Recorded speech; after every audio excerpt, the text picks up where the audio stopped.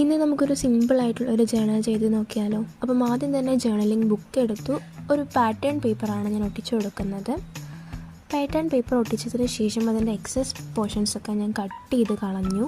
വേറൊരു സൈഡിൽ ഞാൻ മെമ്മോ നോട്ട് പാഡിൻ്റെ ഒരു ഷീറ്റ് അവിടെ ഒട്ടിച്ചു കൊടുത്തു. പിന്നെ ഒരു ഫ്ലവേഴ്സ് സ്റ്റാമ്പ് ഉണ്ടായിരുന്നു, അത് ഞാൻ ആ പാറ്റേൺ പേപ്പറിൻ്റെ മുകളിലായി ഒട്ടിച്ചു. ഈ ബുക്കിൽ ചെയ്യുന്ന ഫസ്റ്റ് ജേണലായത് കാരണം ആ ഒരു ഫസ്റ്റ് എന്ന് പറയുന്ന സ്റ്റിക്കർ ഉണ്ടായിരുന്നു, അത് ഞാൻ ഒട്ടിച്ചു കൊടുത്തു.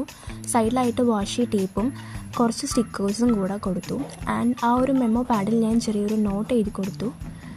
ആൻഡ് ഇത്രയേ ഉള്ളൂ നമ്മുടെ ജേണൽ. ഇഷ്ടപ്പെട്ട ലൈക്ക് ചെയ്യുക, സബ്സ്ക്രൈബ് ചെയ്യുക.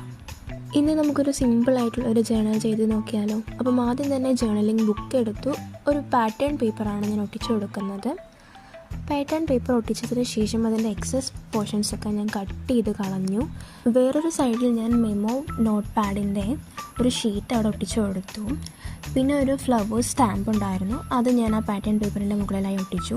ഈ ബുക്കിൽ ചെയ്യുന്ന ഫസ്റ്റ് ജേണലായത് കാരണം ആ ഒരു ഫസ്റ്റ് എന്ന് പറയുന്ന സ്റ്റിക്കർ ഉണ്ടായിരുന്നു, അത് ഞാൻ ഒട്ടിച്ചു കൊടുത്തു.